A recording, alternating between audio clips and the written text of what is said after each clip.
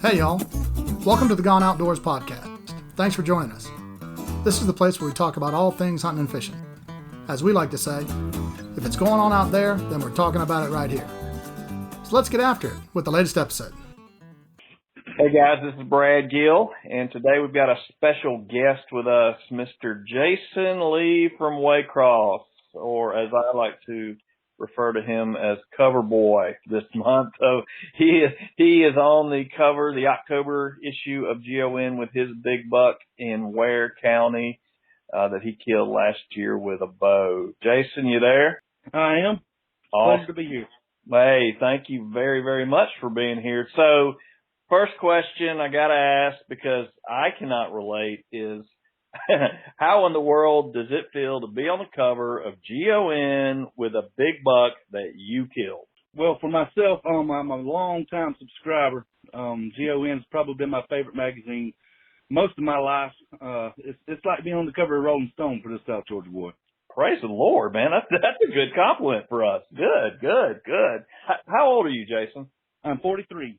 See, and I'm 45, so it's funny to hear you say you've been reading GON your whole life, because, you know, I've been here for 21 years now, and you know, like you know, I grew up, you know, who knows, maybe one day I'll actually kill a deer big enough to be on the cover myself.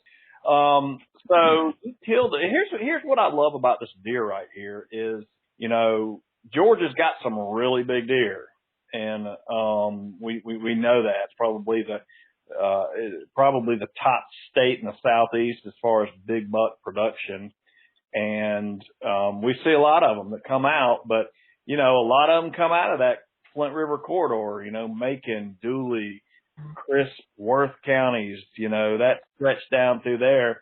But this is, man, I love to be able to showcase a big buck that came out of a county where everybody kind of turns their head and goes, really?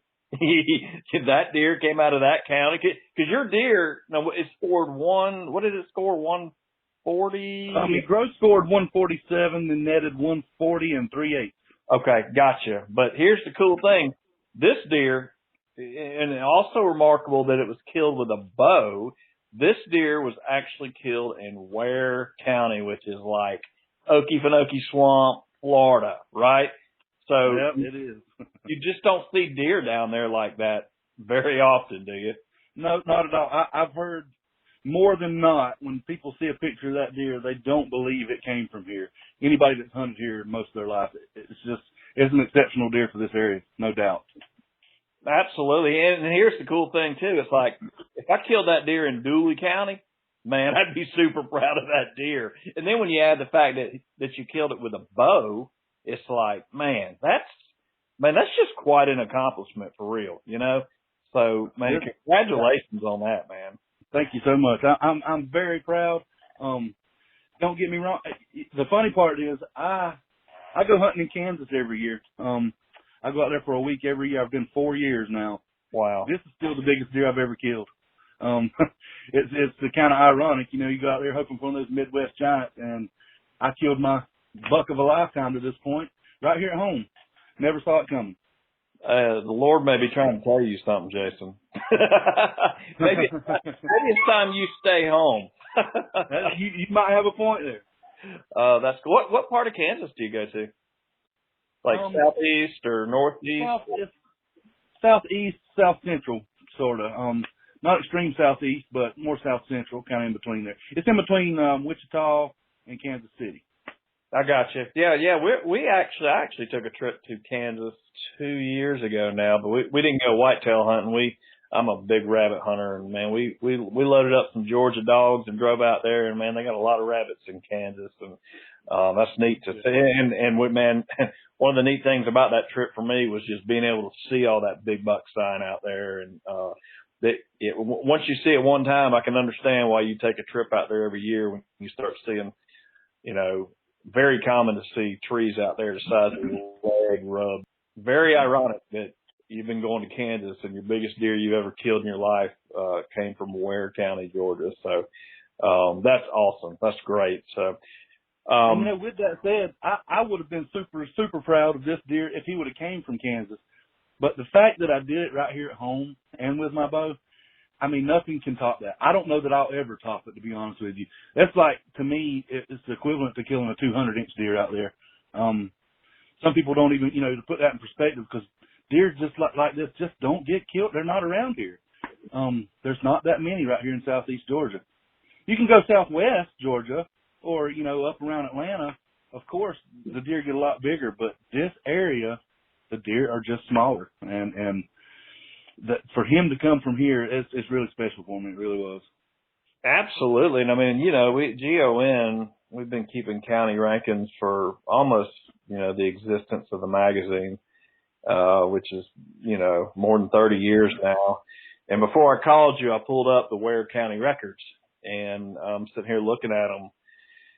And we did have 54-inch deer killed in 2014. We had 148-inch deer killed in 1989. And then, boom, Jason, you're sitting there at number 3. Now, this is all-time rankings. This is gun, bow, muzzleloader, pickup racks, everything.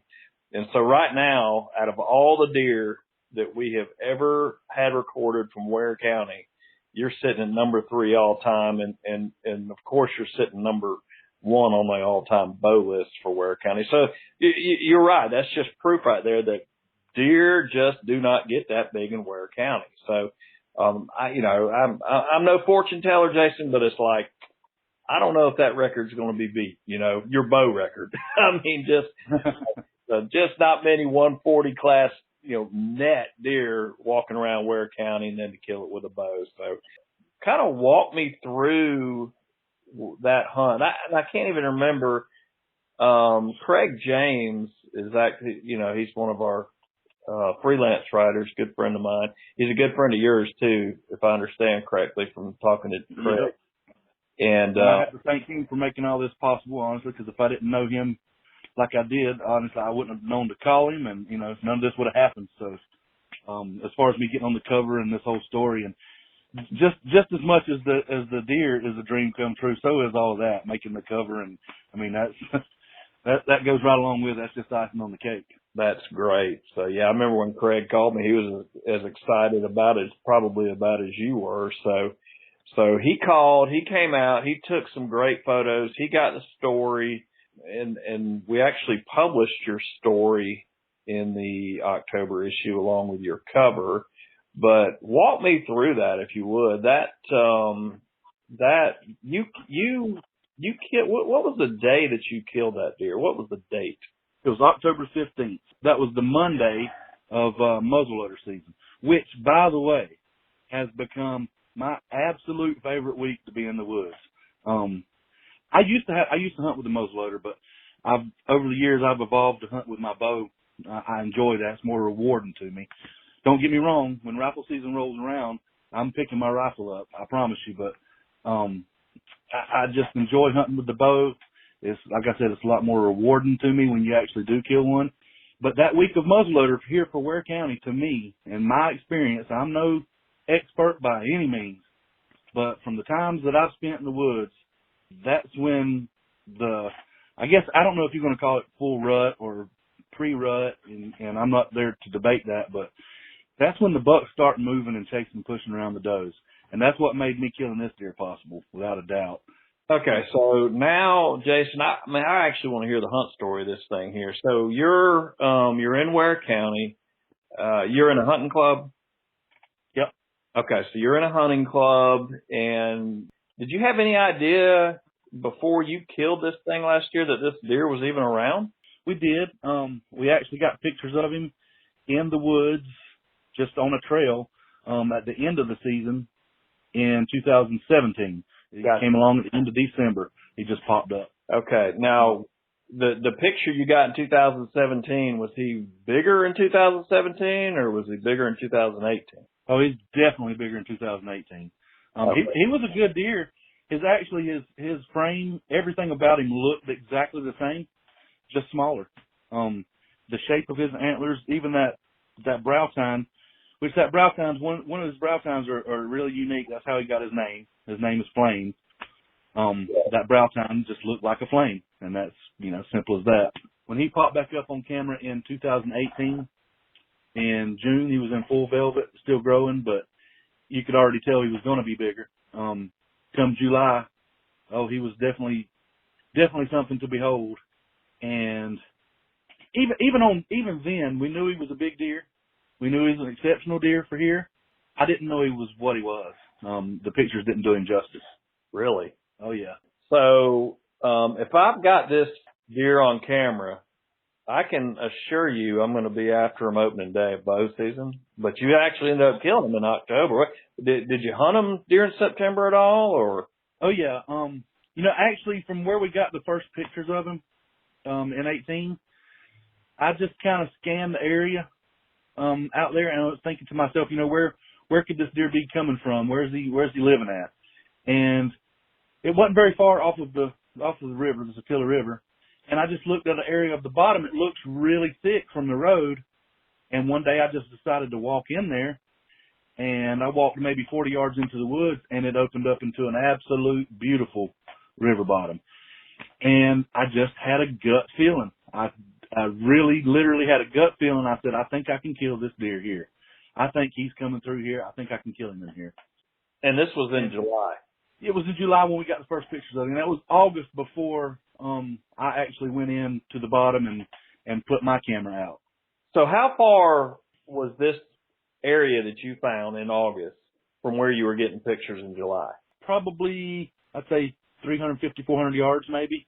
Okay. It doesn't sound like a lot, but through the woods it kind of is. So you walked in there and you said, I'm going to kill this deer right here. I did.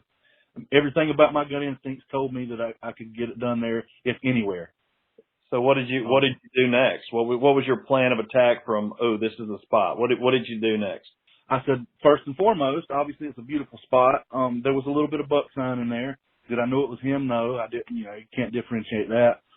But I put up a camera, and within, I'm going to say it was a week and a half, I had pictures of him. So that flipped the switch right there. I went from, hey, it might be a possibility to, I think I can actually do this. This can actually happen.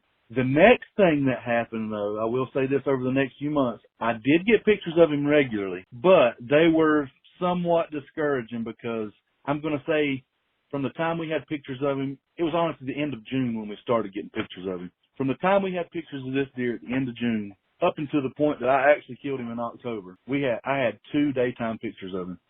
Oh, no. Yeah. So he was nocturnal. So that kind of discouraged me, to say the least. Sure it did. So when did you go in and actually hang a stand? That's another thing. I never did hang a permanent stand. I do hunt out of lock-ons a lot, but I told myself in this situation I wanted to leave no trace. So Every single time I hunted this deer, I walked in with my climber on my back, and I came out with it on my back. I did obviously pick out a few trees that I wanted to climb, and I cut some shooting lanes because it's kind of thick in there. Mm-hmm. But I had 2 trees to climb. I had one that was against the riverbank with my back to the riverbank, and then one that was closer to the road, I guess you'll call it, on our hunting club and the edge of the woods. So it was set up for, if the wind was out of the north, I could hunt one. If the wind was out of the south, I could hunt the other. That's something that played a big part in it too. Sure. I hadn't always been a believer in hunting the wind. I used, a lot of people laugh at you when you say that thing, but hunting the wind's important, especially when it comes to bow hunting, and especially in South Georgia when you're sweating in bow season. So you were set up. You had two trees that you could climb based on which way the wind was going to be blowing, which was great. So did you hunt this deer in September? I know you killed him in October. Did you hunt him as soon as bow season came in? I definitely did. Now, opening morning, I will say this, my first objective, because I am first and foremost a deer hunter over everything else. I enjoy eating deer just as much as I enjoy looking at the mount of this deer. But my first objective every year, bow season, opening morning, is to kill a doe. I like to break the ice, get myself a little practice, and obviously put some meat in the freezer. That's my first goal. So opening morning, I went after a doe. Opening morning, lo and behold, I killed a doe. As soon as I did that, I started hunting this deer. I had a one-track mind. Here's a question for you, Jason, that some folks may be wanting to know. Did you kill that doe in your honey hole in there where you were going to be hunting your buck? Definitely not. I didn't want to, like I said, I didn't want to leave any trace. I didn't want to make a disturbance. who knows when I kill that doe if he was standing off in the edge of the woods looking at me, and I may never see him again. But that said, no, I had intentions when I went into that spot. The only deer I was pulling the trigger on was that deer. Sure. And that's hard to do sometimes, knowing that, I say almost 4 months we don't have a daytime picture of this deer. Are you even going to get a chance, or are you just going in there to watch deer walk around? Which is what I did on several occasions. So you do have to have some willpower. Sure. 'Cause I had deer that I had several deer walk under me and give me shots with my bow that I would have been proud of. They just weren't him. Okay. So you went out opening morning, you killed a doe, got some meat in the freezer, and then you were all about killing flame from that point forward, right? Most definitely. And you pretty much only hunted in your honey hole, and you said you saw some good deer in there that you would have shot maybe under some different circumstances, but you knew you were waiting on him? Yep, that is a fact. I had one 8-point in particular that our club is managed, so we do have a management rule. But I had one buck in particular that definitely passed the management rule. I let him walk on several occasions, and that was hard to do, but I had a goal in mind and I stuck to it. So. Well, that's great. So, take me to the morning of October what was it? October 15th. All right. So take me to the you killed this deer in the morning, by the way, which is great. And we'd already discussed that's kind of magic peak time down in your area of the state as far as when bucks are up cruising looking for does, and you've been successful. So October the 15th, that morning, you get in the woods before daylight, I'm assuming, right? Yeah, and to set it up, I do want to back up a couple of days. I just want to add to it that I didn't have any pictures of this deer. He was regular, but I didn't have any pictures of him for over a week, I want to say. Wow. And I had worked the weekend. I work in sawmills, so my schedule's kind of all over the place. But I had worked the weekend, and I got home on Sunday. I look at my pictures from my camera, and he hadn't shown up, hadn't seen him. But I did have an even better 8-point than the one I had seen previously, a really, really good 8-point. He had been in there on Saturday morning and Sunday morning at like 8:30, broad daylight. Wow. So I told myself, I said, you know what? I've hunted this deer hard. He's disappeared on me, obviously. I haven't seen him. I'm going to go in there and I'm going to shoot that 8-point if he comes in this morning. I had told myself basically not giving up on Flame, but at the same time, I said, well, it's time. I've got a good deer in there. It's time to at least let one fly. So I go in on Monday morning. Again, I've worked all weekend. I've got this 8-point, this really good 8-point coming in Saturday and Sunday morning while I'm at work. And I go in Monday morning with all intentions to kill that 8-point. And that morning was just a magic morning. Like I say, I had does right at daylight. A couple of little 4-point, smaller scrub bucks come in. They're grunting, bumping the does all around that bottom. I literally got deer just running everywhere. And so it's a pretty good feeling. I'm thinking, well, surely, it's a good morning. That 8-point's going to come out. This might actually happen. Well, a smaller 8-point comes out. And he runs these little, like a 4 and 6-point, I think it was. I'm not sure. Really small young bucks. He runs them around for a little while. I guess trying to bump him off the does. And not long after that, I noticed he starts looking back where he just came out. He wasn't out there, I don't know, a couple minutes. He starts looking back where he just came from, and he's getting really nervous. He's flickering his tail, and you could just tell something about his demeanor changed. And I said, oh, boy, here that must be the 8-point coming out. And I looked through the woods where they're all coming from, obviously the bedding area was really thick, and I could see antlers. Well, immediately when I saw those antlers, I had looked at enough pictures of this deer. I knew it was Flame, and my heart dropped. That's not just the 8-point. That is the deer that I have been dreaming of. And at that point, I'm shaking. Buck fever has taken a hold of me. But I stand up because I'm in my climber. I've been sitting down trying to be still this whole time.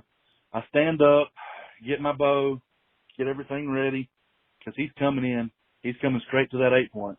They're under me at like 15 yards, and they posture up at each other. So I'm thinking I'm about to see a fight. Well, they start circling each other, both of them with their ears pinned back. And when they did that, I said, well, this is an opportunity. Go ahead and draw. He's circling. He's going to turn eventually and give you a shot.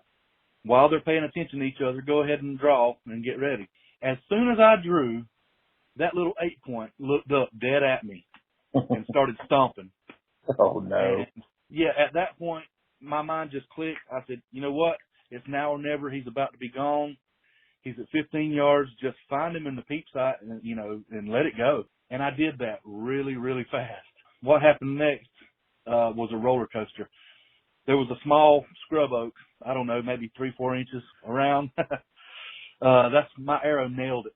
It was in between me and him, and I didn't even notice that I was in such a, in the heat of the moment and in a hurry. Anyway, my arrow nailed that tree, and every other deer in the woods took off. That 8-point included, because he was watching me. The little small 8-point was looking at me when I did all this. Wow. Luckily, Flame was focused on that 8-point. He never looked up at me. He didn't know what happened. He only hopped off about 15 yards and just stood there like a statue trying to figure out what's going on. While he did that, I said, well, he didn't leave. I didn't have a shot where he was at, but my first instinct was grab another arrow. You never know what's going to happen here. Sure. So I grabbed another arrow, and he stood there for, I'm going to say, 4 or 5 minutes. He did not move in his tracks, and it felt like an eternity. And I just thought to myself the whole time, I'm telling myself, when he does go, he's leaving out of here. He's going. You've screwed this up. You're never going to see this deer again. He's gone. But he starts circling me to try to get downwind of me. I guess he's just trying to figure out what happened. So he starts circling me, and he stops in one little hole. I can literally see nothing but his neck and his shoulders and his vitals. And I've climbed this tree enough at this point. It's October. I've been hunting for a month in there. I've probably hunted in there 15 times at this point. But he stops in this one hole that I have ranged, because I ranged every single hole I had around me. That's one of the first things I do bow hunting, is when I get up, I range everywhere I've got a shot to get a good idea, in case I don't have time to range the deer itself. And in this case, I didn't. But I knew he was at 30, where I had ranged him, he was at 33 yards. I'd ranged that spot several times. I knew without a shadow of a doubt where he was at. So I drew just as quick as I could, settled my pin, and the rest is history. It nailed him. I knew it nailed him from the sound, and he did a mule kick and tore out of sight.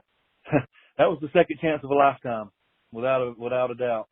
Right. Yeah, I guess, hey, I always say when it's your time, it's your time. And for you to have a second chance on a buck of a lifetime, a mature buck like that, it was just your time, Jason, So, so he ran, and man, tell me what goes, I mean, you felt good about the shot, obviously, right? It sounded like. Well, I'll say this, I felt good. And as much as I felt good, I felt bad, because it's like I didn't know exactly where I hit him. Happened so fast. I thought to myself, hey, I hit him good. He did a mule kick, which is usually a telltale sign that you've hit him in the, in the wheelhouse there. But at the same time, I know what I just did right before that. A few minutes before that, I hit an oak tree. I'm not real confident on my shot at this point. Right. So I did climb down. I sat there for a few minutes. I'll be honest with you. I sat down. I don't know if it's tears of joy or what, but I actually couldn't even hold. I had tears coming out of my face. I probably shouldn't even tell people that. They're going to laugh at me, but hey, it is what it is. I was that emotional. If somebody laughs at you, just say, maybe one day you'll figure it out when you kill a big buck, okay? Exactly. I'm going to tell you, you don't know what it feels like until it happens, and that's, I'm here to tell you that it took hold of me when that happened. So immediately I start texting, some close friends, Craig James being one of them, because honestly, me and him have been talking, the whole time, the whole story about this deer. He knew up until this point that I was hunting him and had pictures of him. And so I texted a few close friends telling them what had just happened. And one of my good friends, he's a taxidermist, Stacy Frazier. He knew every bit about this deer. He's one of my hunting friends. He goes to Kansas with me every year. Okay. So one of my very best friends. He was one of the first ones I let know. And he told me, he said, if you do anything, he said, get down and get out of there. Don't go mess with that deer. If you hit him good, he'll be right where he's at. Don't go push him. So that's what I did. I climbed down, and reluctantly I walked straight to my truck. So you didn't even look for blood. You didn't even look for blood or nothing. No, I got out of there. I didn't know how far he ran. I didn't hear him crash. Right. I can't see really far through that river bottom. So I didn't know, which direction he ended up going. I had no idea.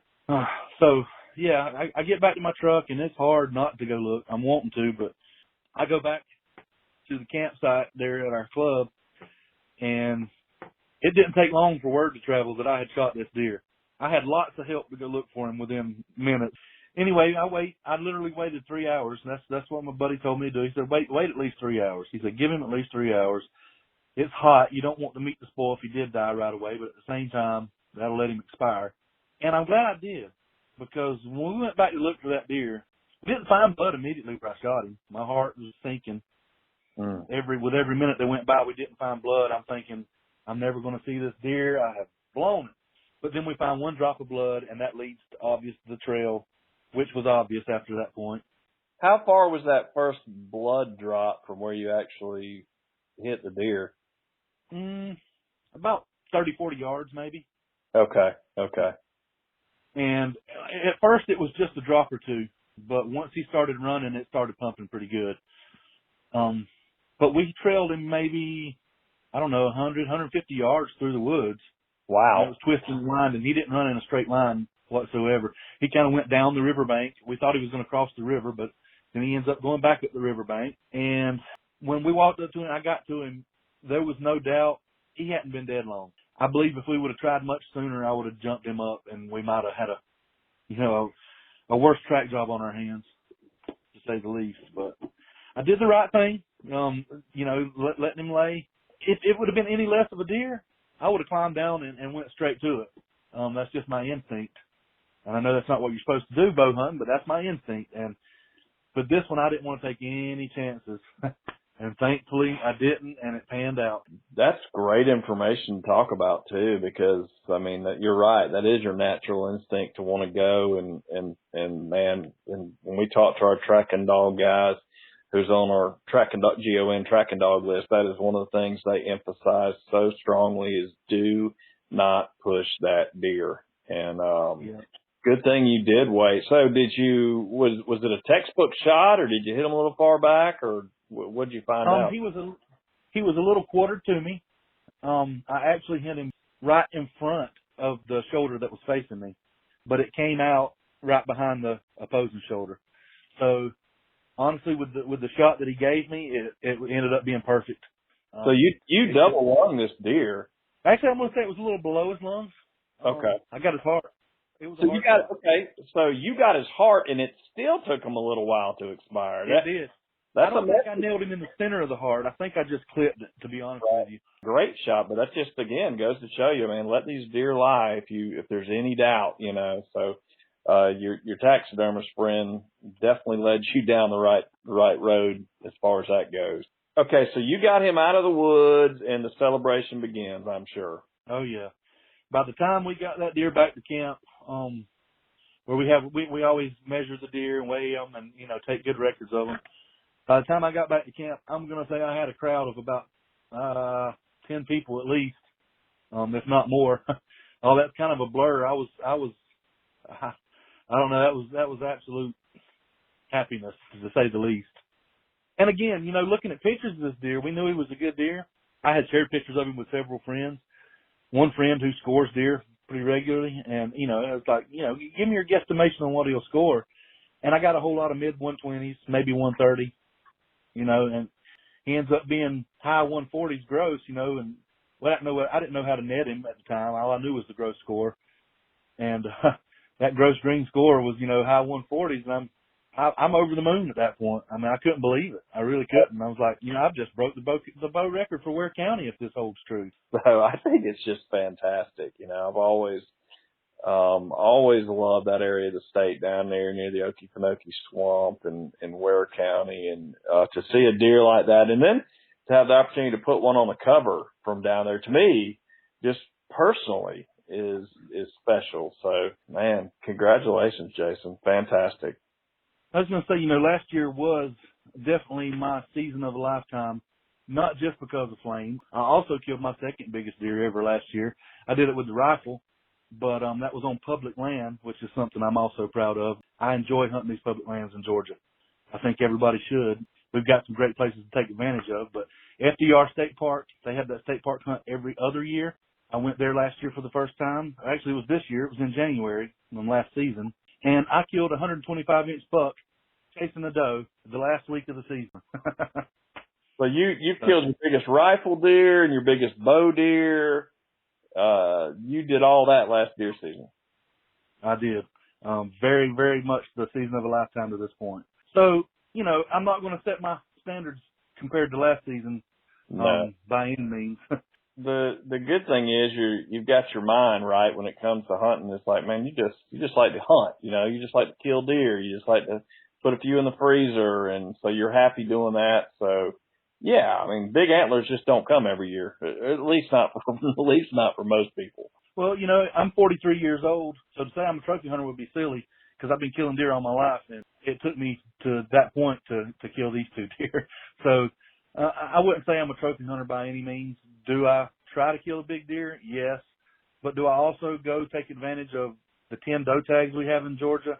I don't kill 10 by any means, but if I want meat, you don't eat the antlers anyway. So I like to kill some does every year too because I love the table fare. And I want to add one more thing. This one may hit a personal note. Glenn Solomon is a legend that will be missed. I knew him through friends of friends and obviously online like a lot of people did. He made a big impact down here in Southeast Georgia on a lot of people. And he's definitely going to be missed. That is a very, very much Georgia legend, to say the least, that we've lost. And I think he will live on through a lot of these South Georgia hunters. He made a big impact on. So absolutely, I could not agree anymore. Obviously, we missed Glenn, and and we recorded a podcast with Glenn. It was in July, and we just did post that a few days ago. And of course, all Glenn's or most of Glenn's stuff is online. And so, yeah, and I only say that to say I think he will live on, in the hearts and lives of sportsmen, because Glenn, one of the, I guess, neatest takeaways from Glenn in his life for me, and he was my freelance writer, is that he had such a driving passion to tell other people how they could become better hunters and better fishermen. And it's just, that was special to me about him. It wasn't just, let me write a story and get a check. It's just, Glenn he just wanted to help people. And, that's what you use the word legend. And man, I don't use that word lightly, but I agree with you. He really was, a legend down that way. And, absolutely will be greatly missed for sure. Yes, I agree. He had a wealth of wisdom when it came to the outdoors. But from everything I know about him, not just as an outdoorsman, as a human being, his faith and the way he carried himself, and like you said, he was always willing to help. That's what he enjoyed, and it was obvious. It showed. That's one of a kind. He was one of a kind. Yeah. No doubt. Yeah, and you know what? You just can't fake that stuff. So he was real. He was genuine. That's right. One final question, and we're going to end this thing. The 8-pointer that you were going to go in there and shoot that morning, did anybody kill that deer? Funny you ask. I've got him on camera in there again this year. That's my goal this year. Well, that's why I was asking. So here we go. Is he up in the flame category? Not at all. I'm not going to place those expectations on myself here ever again. If I do, I think I'm going to end up being disappointed the rest of my life. Sure. But he is a great deer. He will be my, I guess, second biggest deer I've ever killed with a bow. If I kill him with the bow, that is. Having pictures of him is one thing. Actually getting the deal done is a completely different story. Absolutely. Well, maybe you will kill him. And maybe you'll go to Kansas this year and you'll kill a big deer, and maybe this pattern for you will just continue on. So we certainly hope so. And Jason, man, I just appreciate you taking time to talk to us this morning, buddy. Well, I sure appreciate you having me. Absolutely. You take care. Thank you.